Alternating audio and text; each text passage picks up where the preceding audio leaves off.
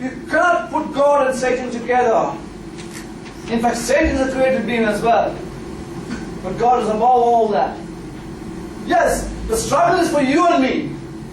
Because we know match to him, for sure. Not to God. God effortlessly prevails over human rebellion and satanic resistance. He prevails. That's what makes him omnipotent. That's what he is. It's not something that's his nature. That's who God is. He's omnipotent. The third one. So we've seen irresistible power. We've seen inexhaustible power.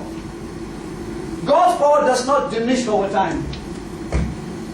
He was very powerful in the Old Testament.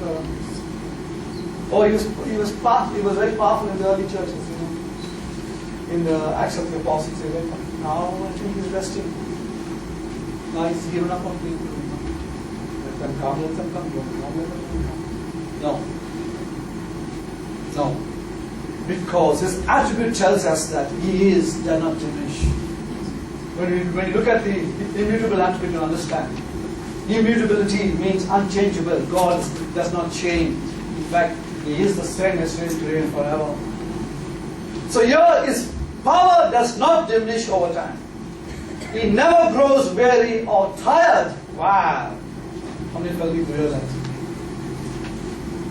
Why? Because his power, he does not go. That's why when he gives power, he does not give it away. He does not lose. He doesn't become weak. All of us know that, right? We are very excited energy. All morning, all afternoon, evening comes like, okay, mellowing down. Because we lost so much of power. We need to, what do you call that word? Recharge, rejuvenate. But here you find God never grows weary, never grows tired. See, through his inexhaustible power, energy, he gives strength to his people. Why? That's why we serve God. That's why this God will can energize you. Will can make you powerful again when you lose power. Because he doesn't run out. Scripture shows believers that they can do all things through the strengthening of the power of Jesus Christ. Is that there? In Philippians 4:13. Paul said, I can do all things through Christ who strengthens me. But remember what he was talking about. Remember what he was going through in the early verses in that chapter. You find it here as we trust in Christ, he exchanges our weaknesses for his strength.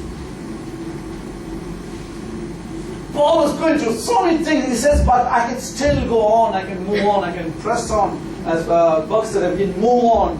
Why? Because we serve an all-powerful God. He can strengthen us and charge us. If you're going to trials and tribulations, He will recharge you. You're going something, you're really thinking, this is going on forever. You serve a God who is all-powerful. He doesn't get tired. You may get tired of situations. You may get tired of problems and weary and says, I don't think I ever can take it anymore. Because this will come to me. I don't lose time, I don't get tired. Wow, how beautiful we have a God who has this attribute that we can run to him anytime and get recharged and get our batteries back again. Because that source is not just a battery, but it's a source. So His inexhaustible strength empowers us to carry on what He calls us to do. Powerful, isn't it? Often we actually give up, not God.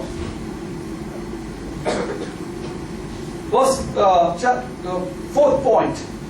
Incomprehensible power. Wow. God's power is so far beyond human capabilities that we simply cannot understand it. God is able to do far more abundantly than all that we ask or think. That's in Scripture. Again, Paul is actually reinforcing that truth to us. works in human hearts in unseen and in mysterious way. Many of us testify that how you came to Christ, isn't it? Self-consistent power. 5. God's power works in perfect conformity with all of His other attributes. This is very important. Please, because here only extremes takes place. Here only tangents takes place. Here only people actually go into another way, not of the Lord. God's power works in perfect conformity with all His other attributes. Due to God's nature, there are certain things that He cannot do. Oh, what? He just spoke now, but He can do all things. God cannot act inconsistently with His holiness, love, immutability, or other qualities. Today we've seen this morning, thank you brother for the word about love, the attribute of love. God is love. I'm careful of the next word, love is God. But I'll stay with the first one, God is love. Because love is God, it opens up anything and everything. You understand where I'm coming from? You've got mystical religions believe the same concept. Love is God, love is God, love is God, and they make love God. John is saying God is love, and love is God. He's talking in that context. So love, God is love, what is that? His nature, His character, His attribute. We're going to see that when we come to the demonstrative attributes. Love is one of the great things. From love you have mercy, you have compassion, you have grace, yeah? You have kindness, you have goodness, all from the character or the attribute of love. But God is also holy. God is also righteous. He's love, but He's righteous. Is He going to favor one? Or is He going to favor the other? No. There only we need to understand. He's God of love. He's God of holiness. He's a God of all attributes. He works together, conforming all attributes.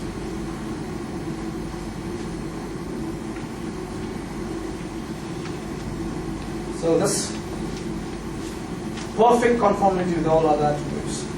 Due to God's nature, there are certain things that He cannot do. He cannot be inconsistent with His holiness, with His love, with His immutability. What is that? He does not change.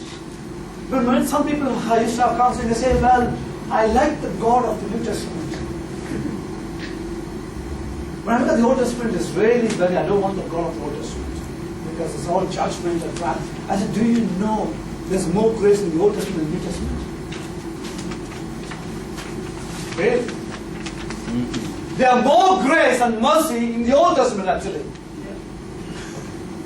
Read, go and read. You see, wow, God had mercy. God was slow to anger. Was patient to the people of the Old Testament. You see more grace that's actually in the Old Testament. In fact, more love was there. Is God changed now in the New Testament?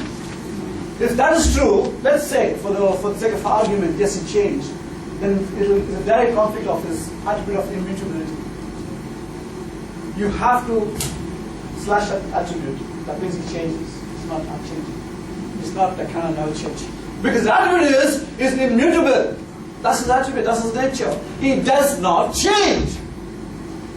But if you say He's changing in the New Testament, then either that attribute is not true. So, it doesn't change. What we see in the New Testament is accomplishment of everything, and that's why New Testament is actually a reality of what really happened. And that's why when you look at the Bible, you read the New Testament, you read the Old Testament with the eyes of the New Testament.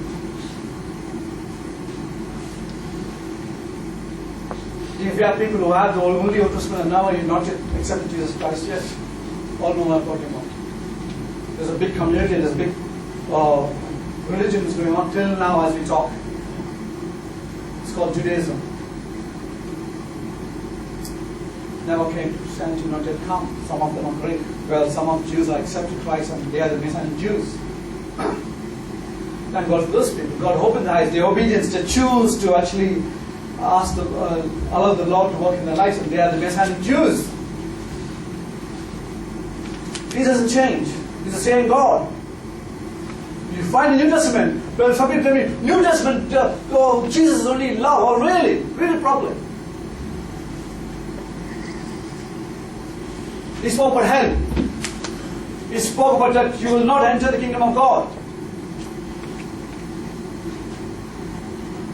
See, what I'm saying, you don't understand. What I'm saying is, we need to understand God as is. Anything else, we are making our own God. Is that clear this moment? Anything else, slight. Many people, many technicians are here, plumbers, fitters, carpenters will tell you, if you change the measurement, likely you'll have massive damage in production. You don't change. It has to be accurate.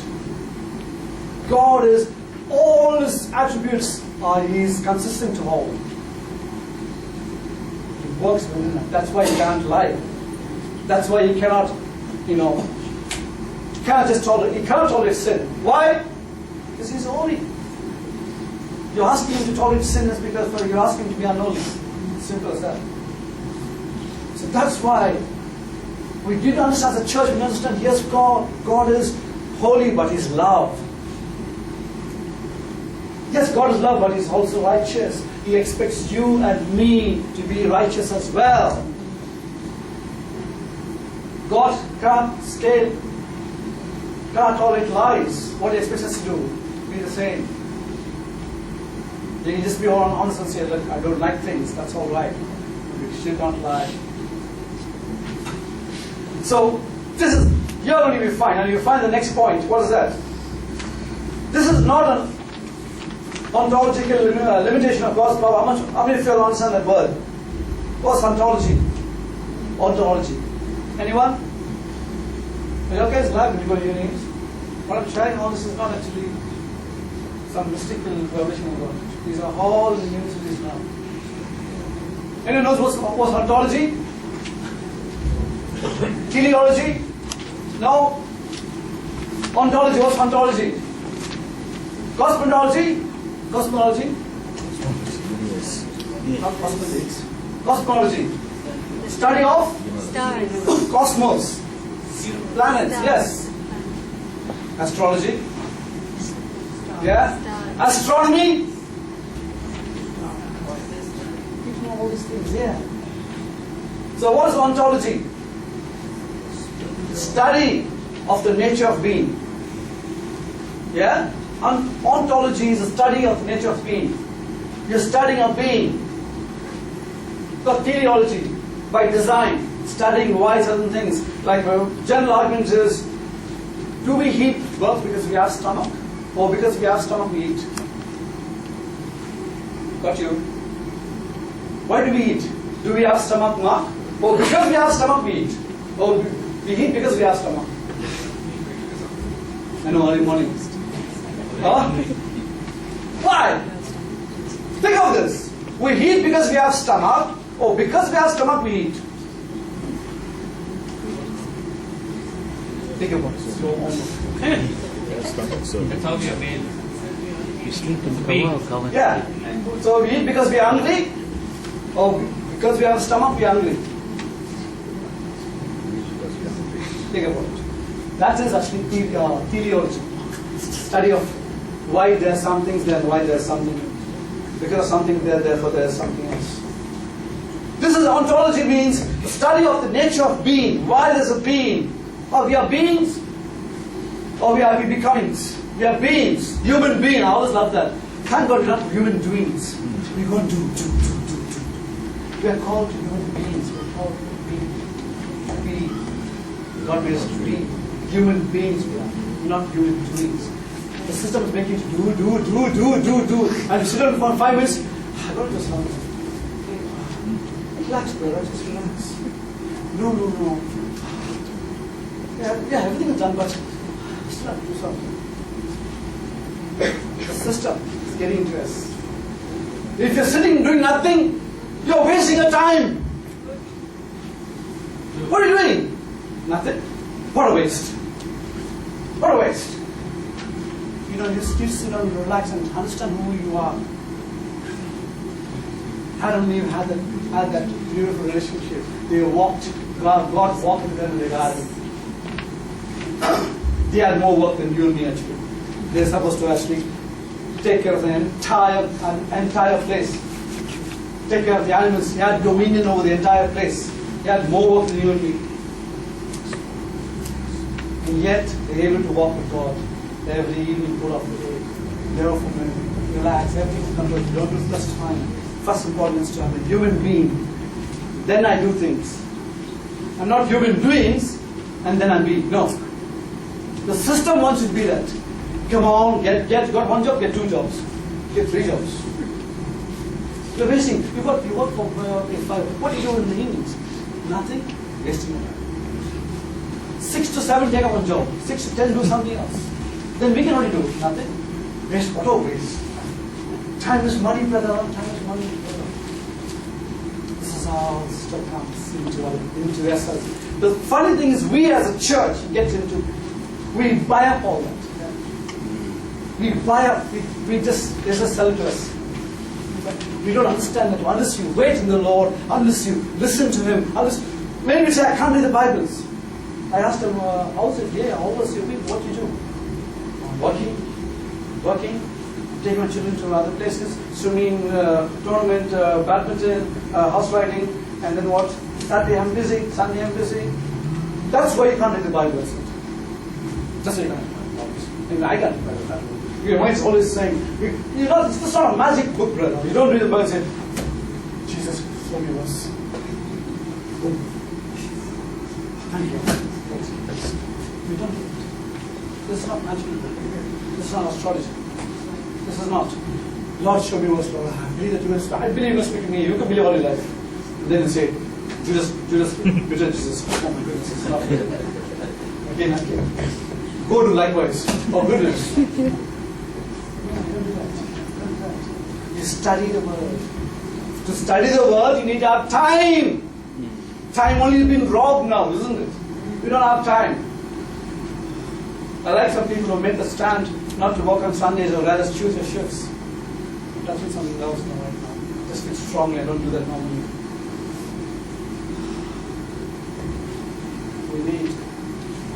You want God to speak to you?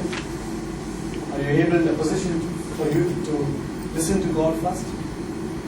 He's speaking everywhere. In fact, now He's speaking to so many things. Sometimes I think the birds hear Him actually more than us.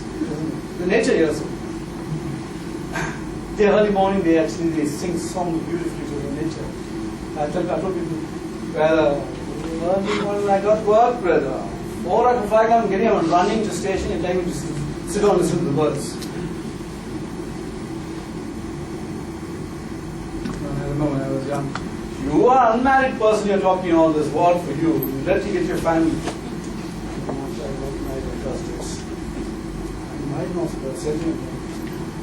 You are married now, but it's okay. But let a child come, then you'll understand what is family life. That's what's happened. Yes. Then they say, oh, you have to come to Australia, no one was like this. India's only easy on all this, but they have to Australia also. Then I realized, understand, it's not about this one. It's about we are the willingness to hear God. It's all about. That's how it is. You can go in any country. You can also be in a country where there's only greenery, only no. You can be even in the country at the farm. You can be in the farms. Yet your mind be busy. I got to see whether the goats are alright. I got to see whether. It's not what others. It's just your mind. You can be in the most calm place. Yet you can have a very busy mind. The Lord wants us to first empty yourself out. Go and close the closet, go and be with the Lord. Try, it's not easy, discipline. Have you ever tried for 5-10 minutes to be in the Lord? Don't read about it, don't do anything. Just sit down and think of Jesus. See how honest. That's the time only you want to go to the toilet. That's the time only you think, did I lock my car properly? I hit my think my daughter's or my son is crying, my one's crying. It's hard. You develop that. 5 minutes, 10 minutes, 10 minutes, 15 minutes, 20 minutes. That is the presence of God. That you see your mind is at ease. You bring into your mind your subjection with God. Then automatically God will actually give you messages, gives you words, talks to you, you hear His voice clearly. We are talking today about Bob is talking about circumcising your ears. How do you do that? How do you do that? You've got to be alone with God. You've got to be alone with God for it to happen. So here you find it's not a nature of being, it's not an ontological limitation, it's not that within nature means it's not an internal lack. When you say God can do certain things, it does not mean that He's lacking something. That's an ontological limitation. He's not limited because, of certain things, but He's limited because of His own being, of Himself. Because He's holy, He can't tolerate sin. Because He's the truth, He cannot lie. Because He's love, He always forgives. He's merciful. Because He's righteous, He cannot tolerate unrighteousness. It exhibits the boundless nature of God, of each of His attributes. It's powerful. So here we serve an all-powerful God. Are we good with this? Example. That's 4 questions. Let's see how much I've been listening this morning, or how much. First one, what do you think is the answer? How many of us said true? How many of us saying false? True. True. False. False. Anyone? Nobody. Even the power that Satan possesses comes from God. True or false? True. True. True. Yes. And the correct answer is true. Second one, God's omnipotence works most closely with His sovereignty, yes. Omnipotence, yes. Omniscience, yes. All the above, who said all the above? Yes, anything else? All the above. All the above?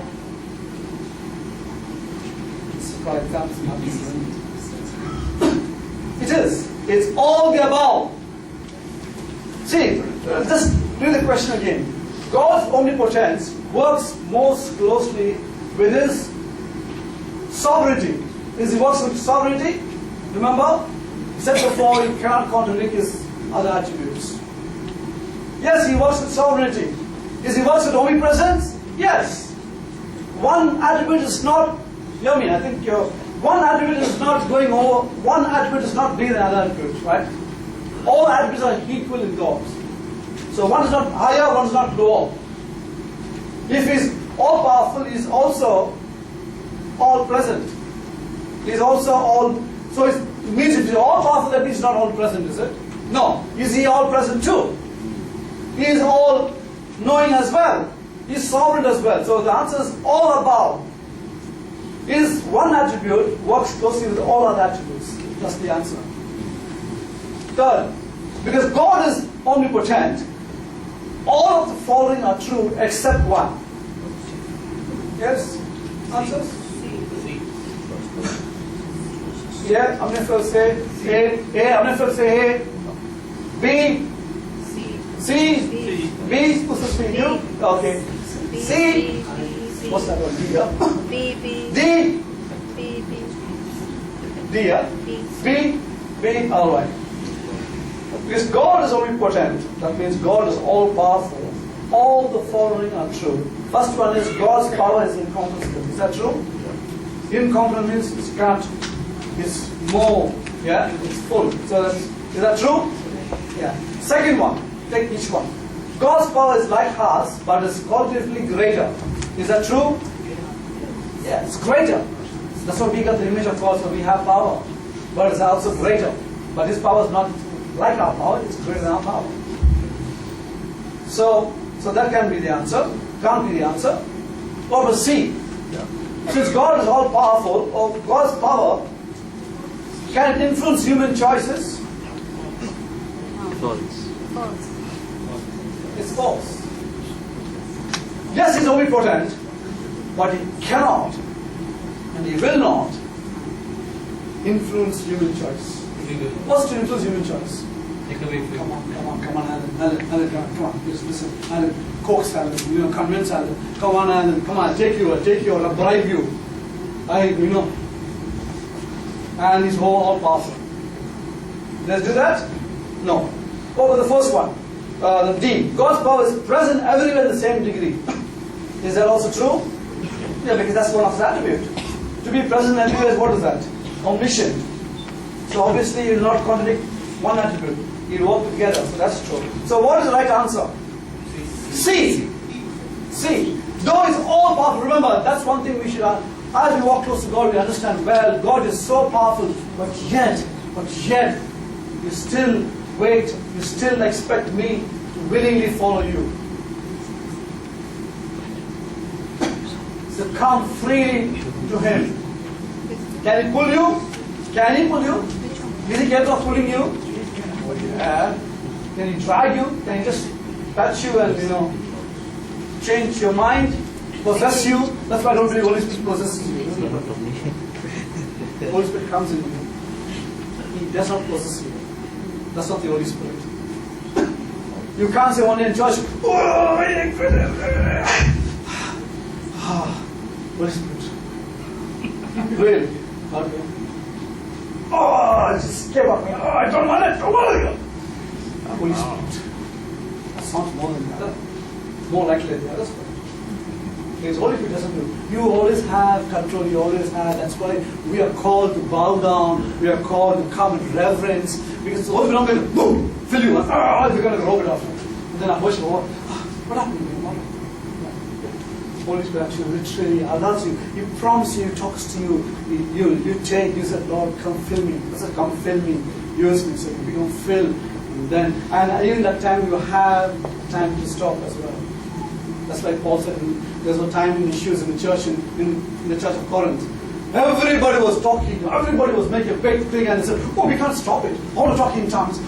He said, hang on, people are coming from outside. If they come, what are they going to think about this place? He said, I talk in tongues more than all of you do, he said. But how? Let the Lord give you prophecy. It's not something that comes and possesses you and you don't know you lost your bearings basically. No, that's not Holy Spirit. You still have time to say, oh, okay. Or you can just say, Lord, I give it to you. You always have that control because God does not possess you. So He will not influence your human choices. He will not. Yet He's so powerful, He will not do it. Fourth one. Since God is all powerful and can do whatever He pleases, there you go, He is free to change His mind with respect to who will be saved. This is the next one. Oh, are we saying A? Are we saying B? A? B. B? B? Yeah. B, B. Hey. Yeah, A. Yeah. The answer is B. Know why B? Explanation? Read the question again. Since God is all powerful and can do whatever He pleases, yes, because that's His attribute, He's all powerful. He is free to change His mind. Change His mind. That's the catch. With respect to who will be saved. Can He change His mind? Yes? No. If He changes His mind, what is He then? One who changes all the time. Then is He immutable? No. See, He's not immutable because He's a God who never changes. So if He changes His mind, then He's not immutable. So that's false. So the answer is false. Because God will never change His mind with respect to